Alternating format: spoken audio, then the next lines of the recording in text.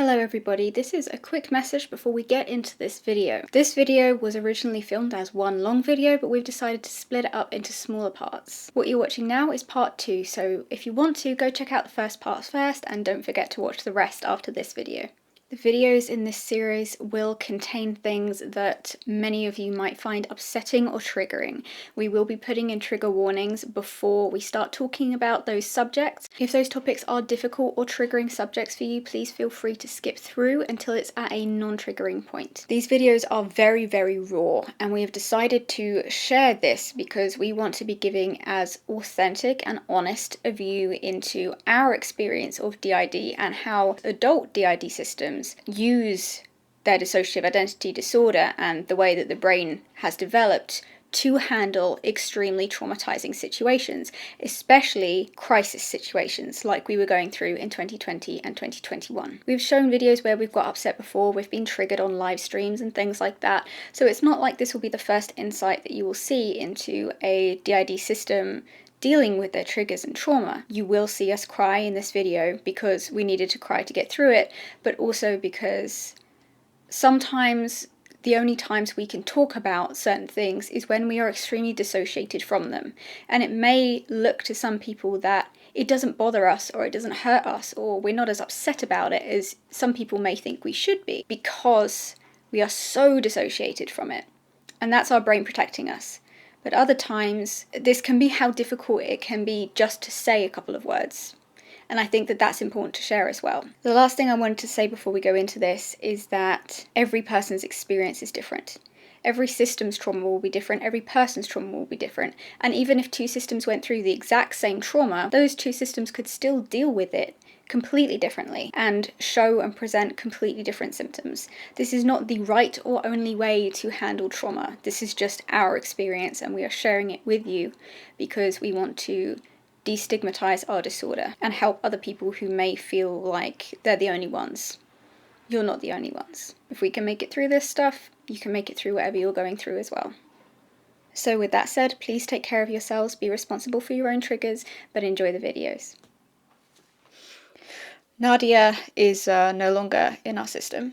Nadia split into two alters. One originally kept the name Nadia and is now known as the Wraith, and the other is Seer. Seer is our new spiritual protector. So what happened to Nadia? Nadia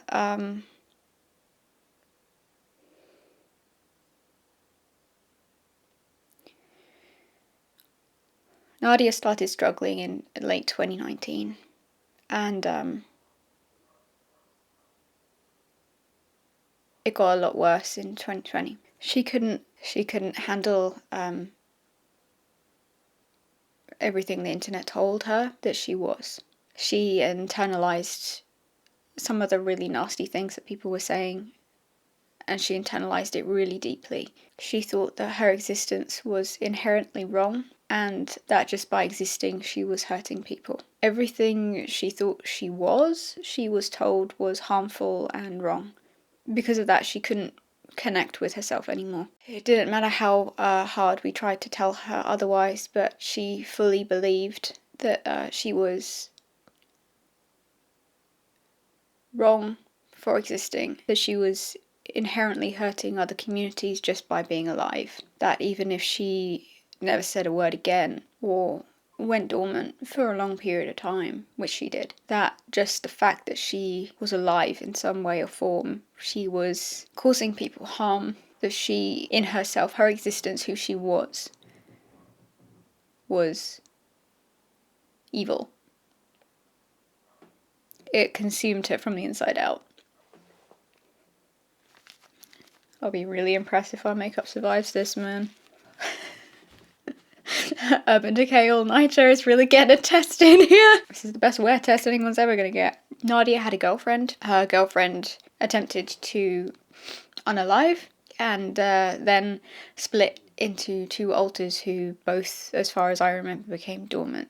I just remember coming to and Nadia was on the floor being held and just bawling. We then lost the partner system that we had at the time, as I explained before, and the internet friends that we thought we had, which we made when Dissociative became very popular. And that was how we started making friends again, other creators in the community.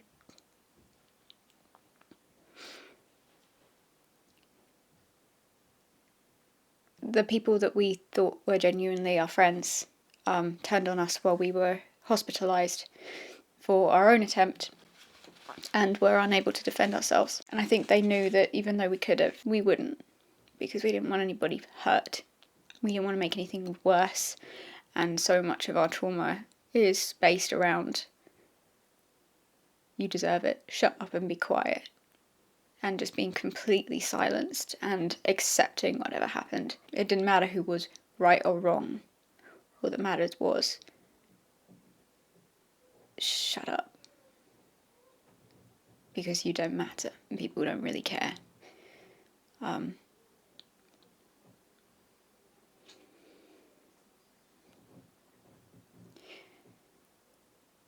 Everything that happened then really reaffirmed to us in our state of mind that the people we loved and cared about didn't really care what state we were in, didn't care if we lived or died.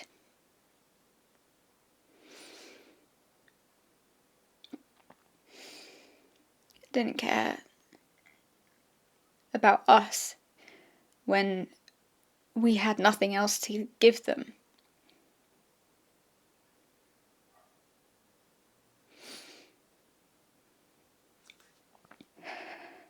As a result, Nadia did go dormant for a while as a result of all of that. Her whole role was about friendship and love and hope and connecting to the earth.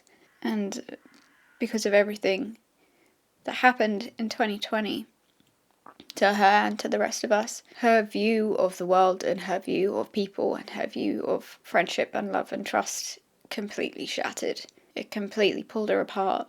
It got right inside her and it pulled her apart from the inside out, and she split. So, as I said, she split into two different altars. An altar who originally kept the name Nadia and is now called the Wraith, and an altar called Seer. That is Seer. Seer took over the part of Nadia's role that was spiritual protector. She's currently learning about our heritage, the body's heritage, and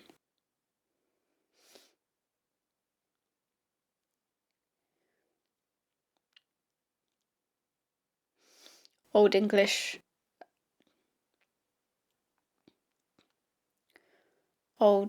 British, Irish heritage and paganism, traditional paganism that our ancestors would have practiced. Where we live, everything is ancient. We live in the middle of nowhere, basically, and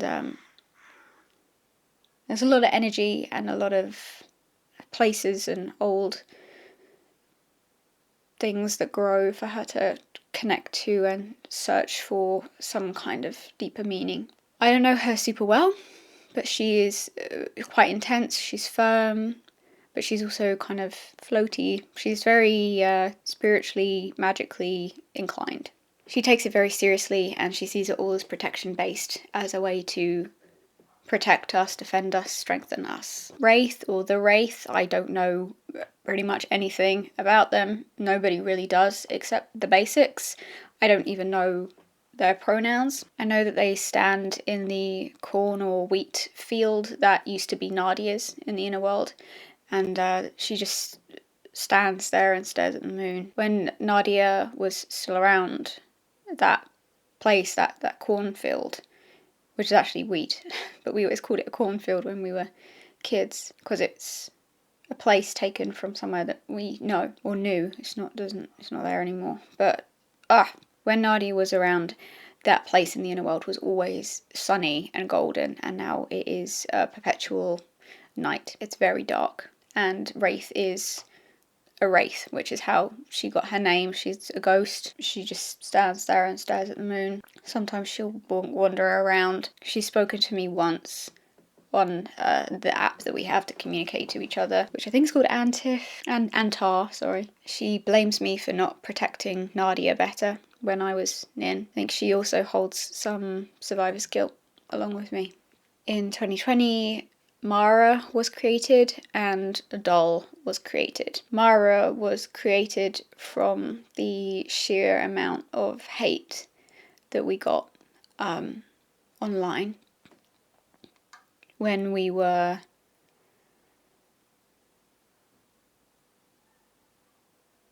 too ill, too traumatized to defend ourselves. We were also dealing with the man who has now taken us to court. And if you want to find out about that, we have a fundraiser to raise legal funds to afford legal representation.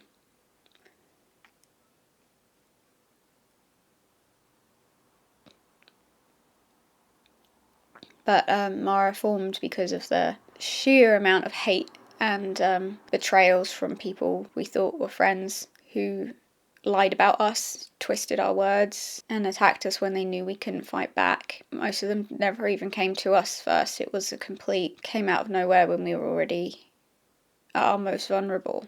And we were receiving death threats, we were being hacked, our dissociative accounts and our private accounts were being hacked, addresses were being doxed, people were contacting people that we knew from our past, our exes and stuff like that. People were fabricating screenshots of conversations that never happened. A site that is known as one of the worst sites on the internet, that's not dark web, decided to target us. That site used to have a death counter for how many people they've successfully driven to suicide, and they still refer to it regularly as the kill count.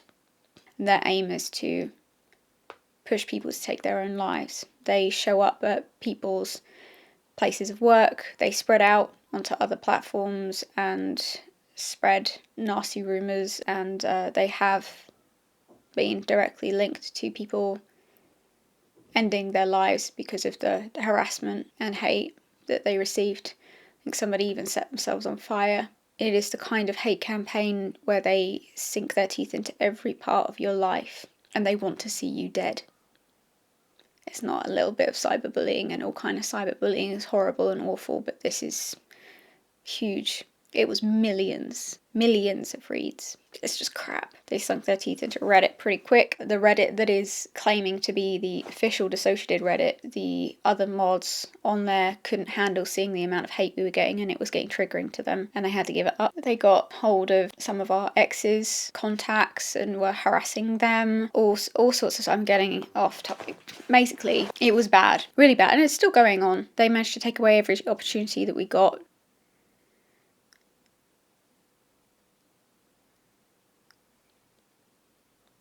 Basically, Mara split from all that trauma. She's a persecutor, potentially a recovering persecutor, a fictive interject of a TikToker's character, because TikTok was our only escape at that point, and we kept seeing this creator coming up on our For You page like multiple times a day. And there was this sleep paralysis demon called Mara, who would tell all the same kind of things that we were thinking and feeling, terrorizing her basically. You're not good enough, you're not worth it, everybody's going to hate you, you're going to lose everything. It was haunting her basically. Our brain obviously went, that's exactly what it feels like.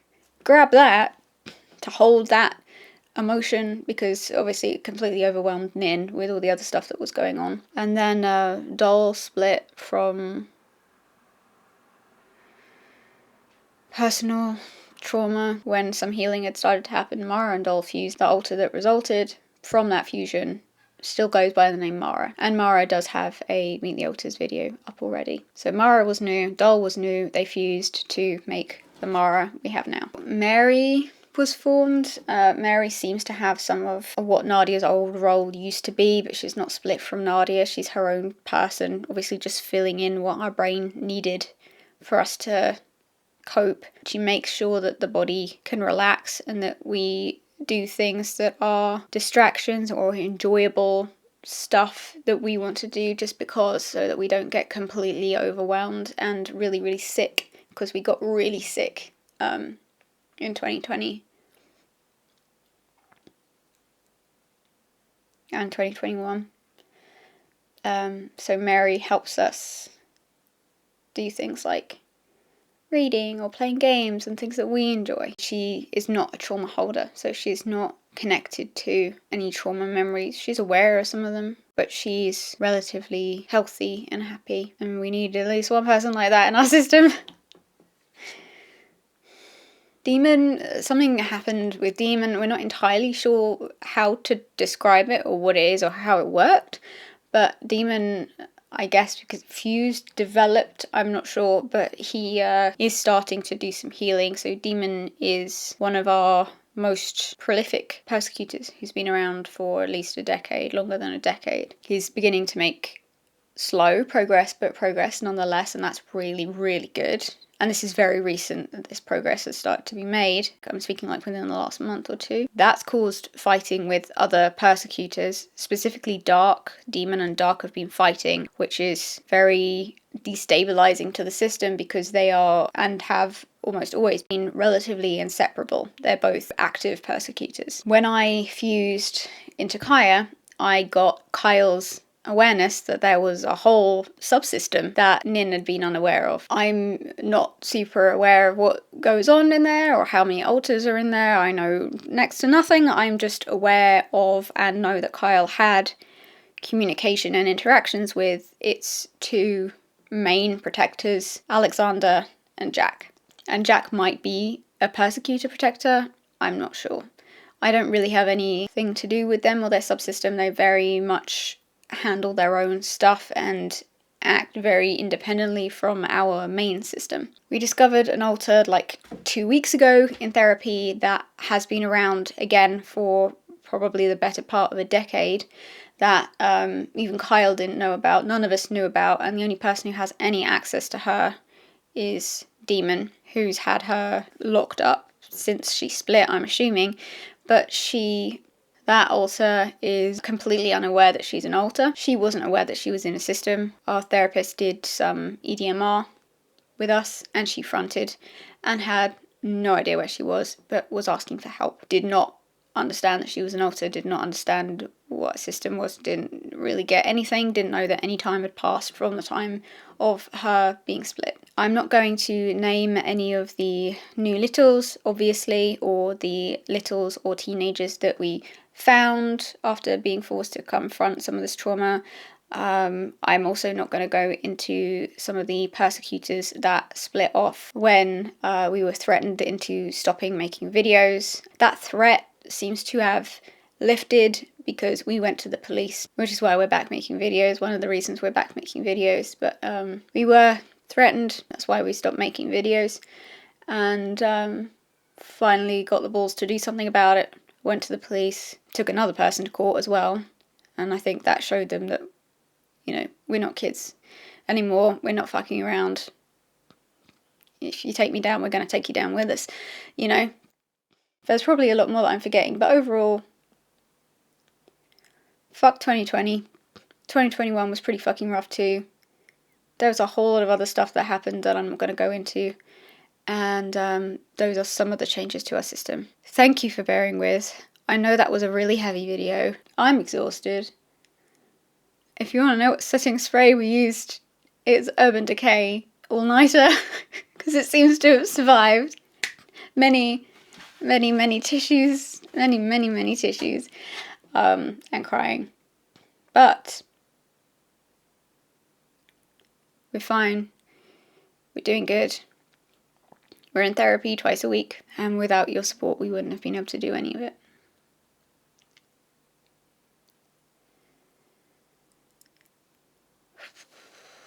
If you want to help us with the raising money to get this guy to leave us alone for our harassment case against him in the court and the finalising of the intellectual property case, our crowdfunder is www.crowdjustice.com/case/dissociated.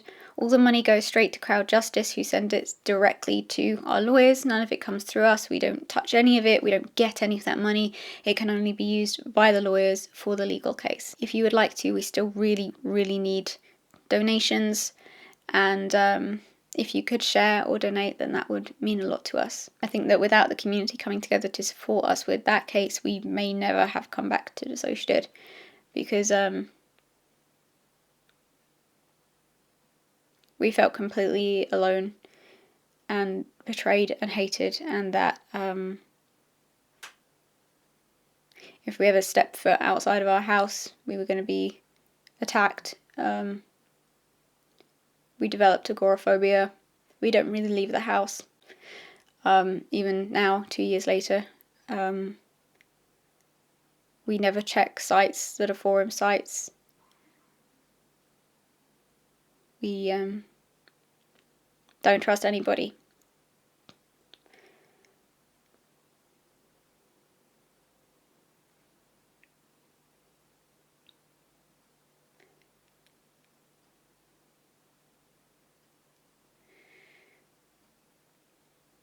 I'm not glad we found out the way we did, but I'm glad that we know that even if the whole world implodes, and it feels like everybody, millions of people, want us dead, and we're being completely overwhelmed with betrayals and life changes and global pandemics and doing all of it completely alone and facing horrific childhood trauma memories and new trauma and threats. Even if all that happens, because it did, we can survive it. Because we did. 2020 and 2021 is something we never, ever, ever want to have to survive again. We're terrified of people and we're terrified of the internet, but we're not going to let it stop us telling our story, our truth, and trying to help as many people with it as we can. Even though we can only share our experiences and our advice, we just hope that at least some of it will help somebody. It proved to us how strong we are and just how much we're capable of handling. A lot. Thank you for everybody who stayed with us for all this time. I hope you'll enjoy meeting some of the rest of our system when they get round to filming it. I know Seer is ready to go pretty much, so you'll probably see her meet the alters from Seer sometime soon. Thank you for watching. Don't forget to check out our fundraiser if you have a spare moment and feel like sharing it. Lots of love, everybody. Bye.